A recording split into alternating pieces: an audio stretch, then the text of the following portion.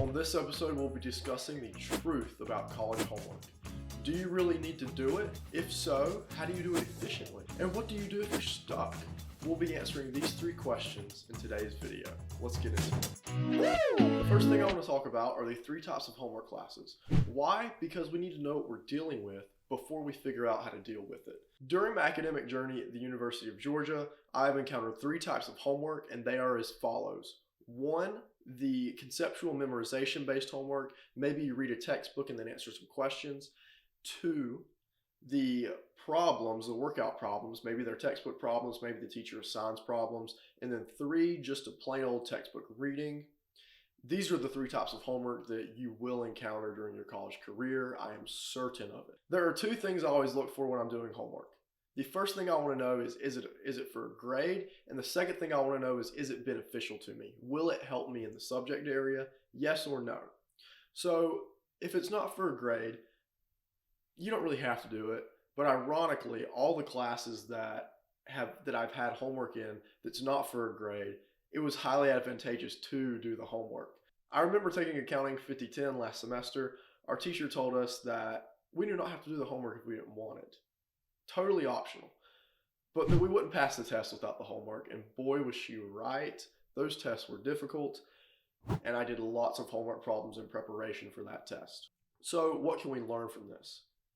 If the homework's required, it's probably busy work, and if the homework's not required, you should actually do it. I need to preface this with saying that efficiency is your ability to do a higher output of things in a shorter period of time. The most important thing when becoming efficient in doing your homework is setting the time aside to actually do it and making sure you're focused doing it. A strategy that I always do is I set a timer, and for the duration of this timer, I usually set one for an hour to an hour and a half. For the duration of this timer, I tell myself that the only thing I can do is sit down and do homework or stare at the wall being bored. Those are the only two options during this allotted time. And this really allows me to hone in and focus on my homework because I know nothing else exists. I've told my mind that nothing in the world is more important than what I'm sitting right here doing. And again, this is very difficult at times. I'm not perfect. Definitely sometimes, pick up the phone, check a little text message here and there. But the times that I get into this deep focus state and really extensively focus for an hour and a half, the productivity I get and the output for that hour and a half of time is infinite. It's so advantageous to you. So now that we've understood that when we sit down and do one thing, we do it a lot better and that it's more efficient, how can we translate this efficiency into actually doing things? What do we need to do with this newfound efficiency? The question I'm always asking myself when I'm doing homework, if it is a memorization-based homework, I will use Quizlet and Chegg to get those done because, quite frankly, I don't think those are worth my time. I have my own flashcards from class that I make with RimNote, and if I need these extra flashcards, these extra memorization things, I will do them before the test. But usually for homework, I will Quizlet and Chegg these, maybe paste them into ChatGPT. But side note with ChatGPT, it is not the best at memorization-based problems, but later on in the video, I will talk about some strategies on how to get past that. Sticking with the theme of efficiency, there is a strategy that I want to share with you that will allow you to take really long textbook readings and turn them into short, digestible content that is going to give you the main key points and make sure that you understand them. This is what I like to call condensing with ChatGPT. What do? Well, you highlight the entirety of the text that you've got to read. You paste it into ChatGPT, and you tell ChatGPT something along the lines of, I need to read this for class. Can you condense this into a digestible document that is on a 5th, 6th, 7th grade reading level? Because no one wants to read textbooks written for college students. The words are too big. You don't understand what they're saying until you read them 3 times. So in an effort to battle all that, just have an artificial intelligence software rewrite the entire thing in a 5th grade dialect.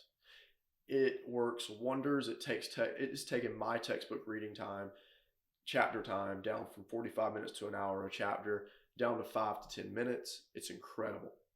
And then let's talk about when you should do your homework. Let's say that you're struggling in class, right? You've got a difficult analytical based class with long workout problems as your homework, and you go to class and you don't really know what's going on, and then you go home and you try to do your homework, you're struggling. How can you combat this? How can you become a better student? Well, the first thing I would recommend you do is look at the homework before class. Before class, go in and say, hey, okay, I think I'm going to be learning this. How is the professor going to present these facts to me? What is the way that I need to think about this in order to get it during class? Just spend 5-10 minutes to get a general understanding of your homework before you go into class and learn about what's on the homework. This has been immensely helpful to me in accounting because I come into accounting class knowing, okay, I need to be looking for this because I didn't understand what it was in the homework or what it meant. So you go into class with this frame of mind and reference of what the professor is going to be speaking about. You're looking for things. You're looking for things to latch onto and go, okay, I didn't quite understand this. How do I get there? And then secondly, after class, this is going to make your homework time much lower because you're going to be looking for certain things in class based on the homework. And then after class, you're going to do your homework and it's going to take significantly less time to do your homework because you've been thinking about it for 2 hours total between class and before. And 2 hours is a bit of an exaggeration. Look at it for 10 minutes before class. Class is an hour and 20 minutes, and then do your homework after for 30 minutes. Total time savings is incredible because who knows how long it will take you to do that homework without seeing it before. So what do you do once you've actually done your homework? You've completed a problem and you feel accomplished. You should feel accomplished. You've just completed a homework problem. That's incredible. So what do we do next? How can we get the most out of this homework problem? Well, this homework problem can continue to give. It will give until you want to take no more from it. And what do I mean by this? I'm going to use the accounting equation here to make a reference. You do not need to understand anything about accounting to understand this reference, but this is a reference that I can directly speak to. So we've got our assets equals our liabilities plus our stockholders' equity. Let's say we just worked a homework problem and this was the format it was in. We were given liabilities plus our stockholders' equity and we had to find the assets. Well, how could we look at this problem from a different way? You've just finished a problem worked out like this and you get assets in the end. Well, how can you go and say, okay, my assets minus my liabilities equal my equity? Okay, my liabilities equal my assets minus my equity.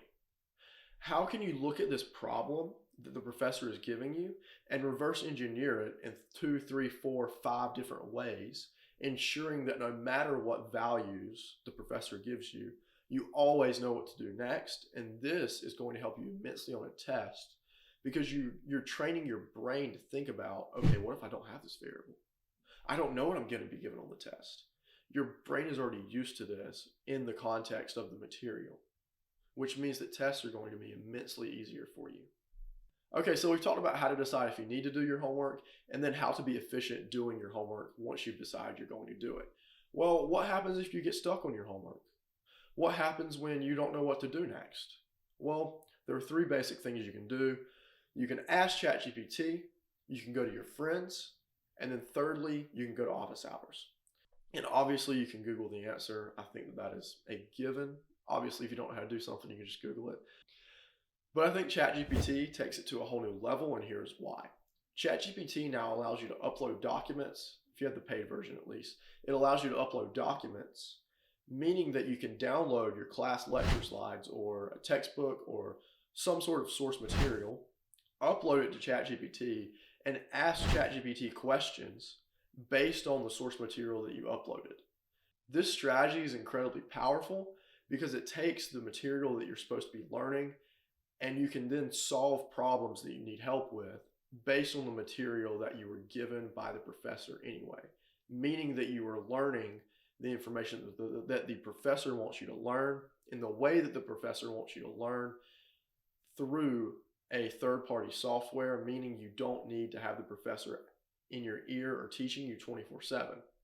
And the reason this is more beneficial than Google is because when you Google things, especially as an accounting major, like Investopedia will come up or NerdWallet, and these are great services, but this is not how I'm learning accounting. I'm not learning accounting through NerdWallet. I'm learning accounting through textbooks, which is quite sad, but I digress. And then secondly, we're going to have friends. When you ask friends for help, this is more than just going, how did you do this? It's understanding their mental frameworks and how they think about things, because how they think about something could give you a new perspective on it, and then you come out with this third perspective, this a combination of both of yours, and both of you were better off for it. This is incredibly powerful, and one of the reasons I love group study when everyone knows what they're talking about. Now, if you're going into a group study setting and you know absolutely nothing and you can't contribute, this is a time that I do not group study, I choose to self-study. And then lastly, office hours. How do you go to office hours? Well, you go to office hours, you show up physically with the professor. Maybe they're online, maybe they're in person, maybe they're one-on-one, maybe it's the professor in a group. I've been to all kinds. They are all awesome and beneficial because you are talking to the person who is writing the test. Let me say that again. You are talking to the person who is writing the test. What you will be tested on, this person has all the answers. So you can pick their brain as much as you want, and maybe they'll give you some hints here and there. Maybe they'll give you some good ones. But most likely, the thing that I love to do is find out what not to worry about. Because if you're deeply involved in a course, you know exactly what you need to study. You know exactly how much information there is to study. What you may not know is what you need to study versus what you don't need to study. And this is where going to office hours can help you, because you can go to a professor and say, hey, I was thinking about this XYZ. Do I need to know that to this detail? And maybe you can get something out of them. Some professors you're not going to get anything out of. That's just how it is. But others you may. And this is awesome because as a student, it's going to increase your average knowledge across your peers, and you're going to look smarter than your peers when those averages and those exam scores come out. You will be ahead of the curve if you employ this strategy. This has been Reframed, and we talked about should you do your homework, yes or no, and then how to do it efficiently, and what to do if you're stuck on your homework. This was the truth about college homework. My name is Preston Kane, and I'll see you later. If you enjoyed this video, consider watching this video. Woo!